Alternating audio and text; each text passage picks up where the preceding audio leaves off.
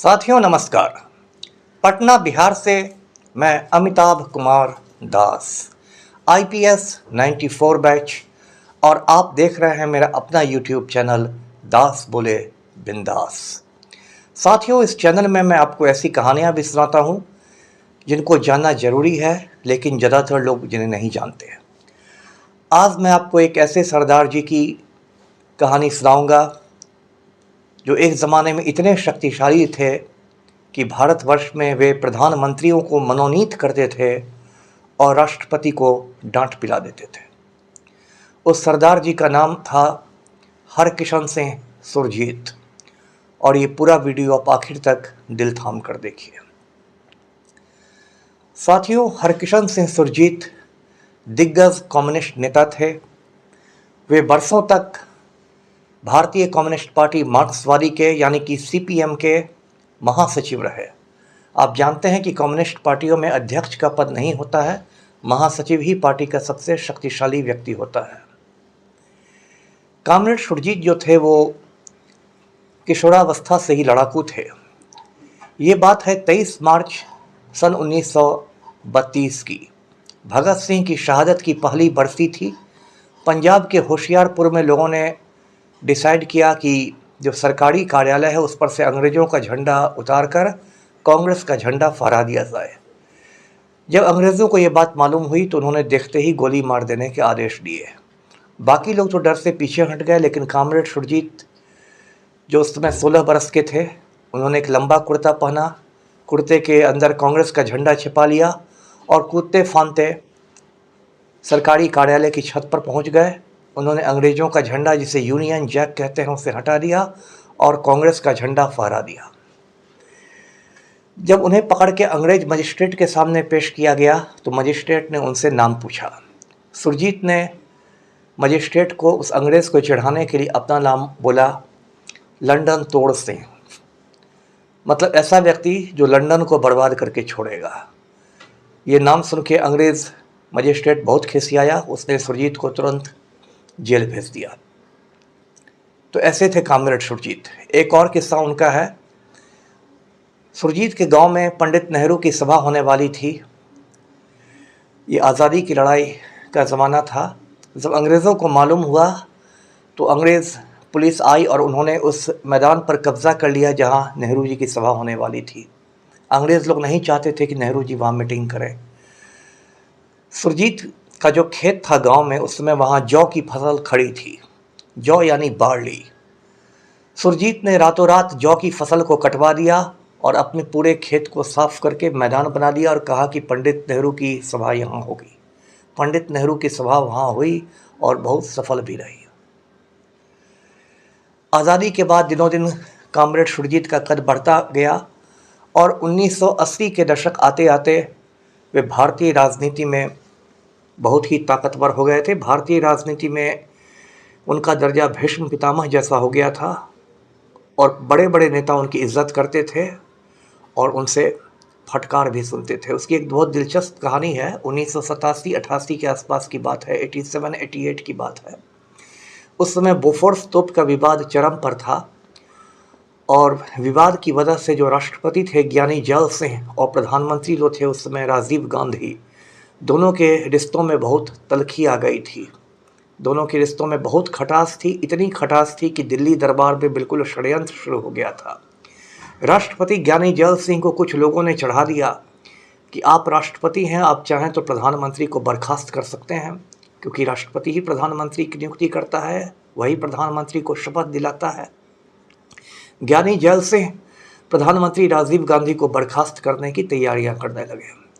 इधर जब राजीव गांधी को खबर पहुंची तो उन्होंने अपने सलाहकारों की मीटिंग बुलाई। सलाहकारों ने कहा कि यदि राष्ट्रपति आपको बर्खास्त कर देते हैं तो पूरे देश से लाखों कांग्रेस कार्यकर्ताओं को बुलाया जाएगा और राष्ट्रपति भवन को हम लोग घेर लेंगे, और जब तक बर्खास्तगी के आदेश वापस नहीं लिए जाएंगे तब तक राष्ट्रपति को राष्ट्रपति भवन में कैद रखा जाएगा, नज़रबंद रखा जाएगा। तो पूरे देश में एक संवैधानिक संकट उत्पन्न होने वाला था। गृह युद्ध की स्थितियां आ गई थी। कुछ बड़े नेताओं को जब ये पता चला तो उनको बड़ी चिंता हुई। अब राष्ट्रपति को समझाए कौन? तब लोगों का ध्यान आया कि कॉमरेड सुरजीत ही हैं जिनकी बात राष्ट्रपति नहीं टाल सकते। वो सारे लोग कॉमरेड सुरजीत के पास पहुंचे, उन्होंने सुरजीत को सारी बातें बताई। सुरजीत ने कहा राष्ट्रपति भवन फ़ोन लगाओ। राष्ट्रपति भवन फ़ोन लगाया गया।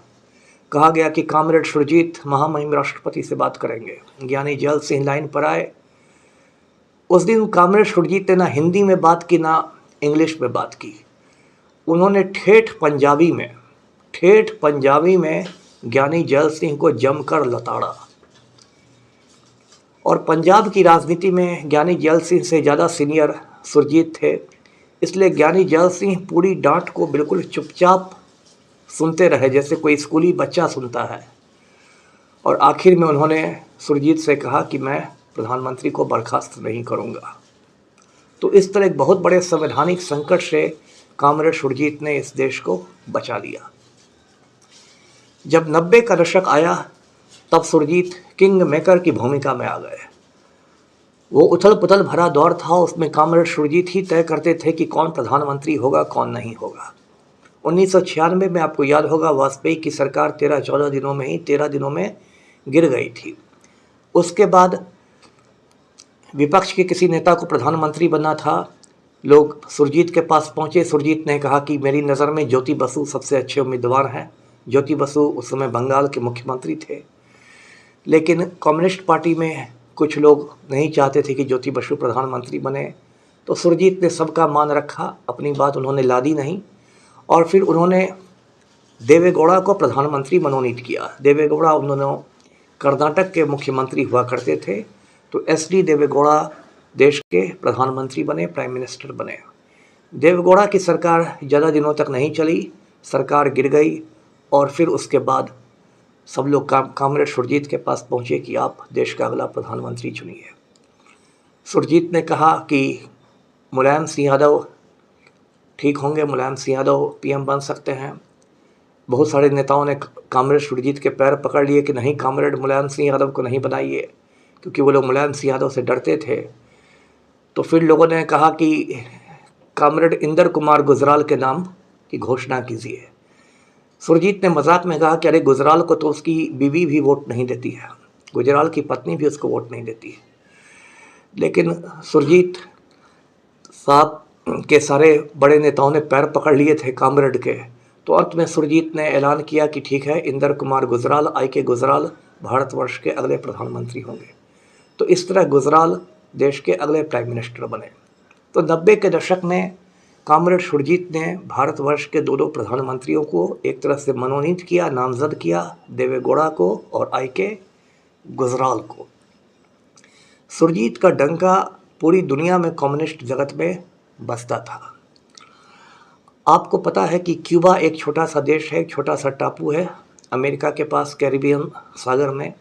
क्यूबा में कम्युनिस्टों का शासन है। 1991 में जब सोवियत यूनियन का विघटन हो गया तो क्यूबा की हालत बहुत खस्ता हो गई, क्योंकि सोवियत यूनियन ही क्यूबा की मदद करता था। अमेरिका ने क्यूबा पर बहुत सारी पाबंदियां लगा रखी थी, इसलिए क्यूबा में एकदम भूखमरी की स्थिति उत्पन्न हो गई। क्यूबा के जो उस समय राष्ट्रपति थे फिडेल कास्ट्रो, उन्होंने सुरजीत से मदद मांगी।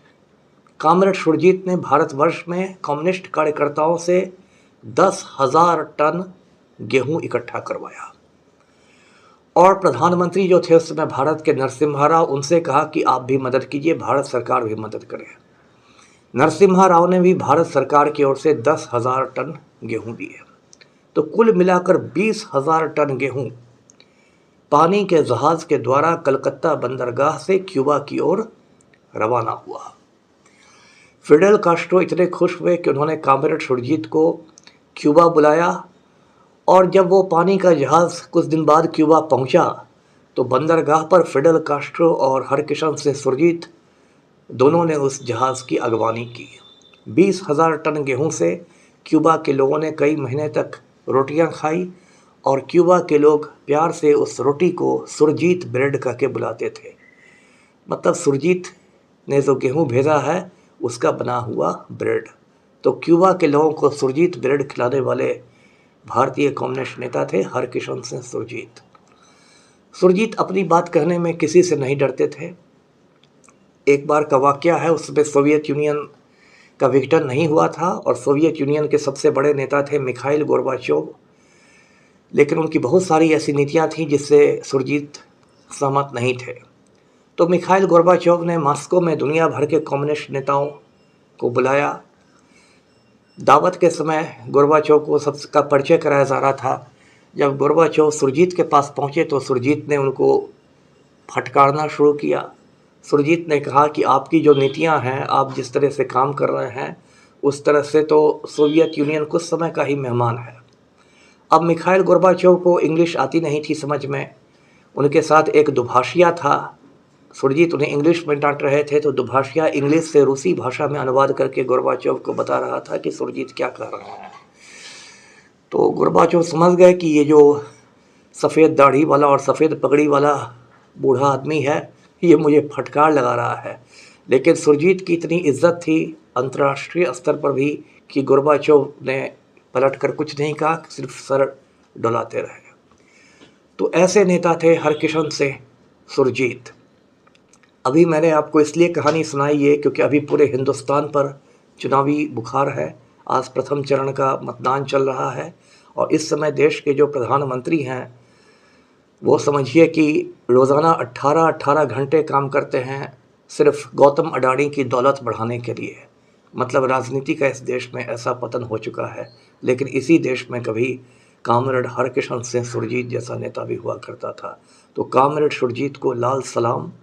मेरे वीडियो को लाइक कीजिए, शेयर कीजिए और चैनल को सब्सक्राइब कीजिए। धन्यवाद। जय हिंद।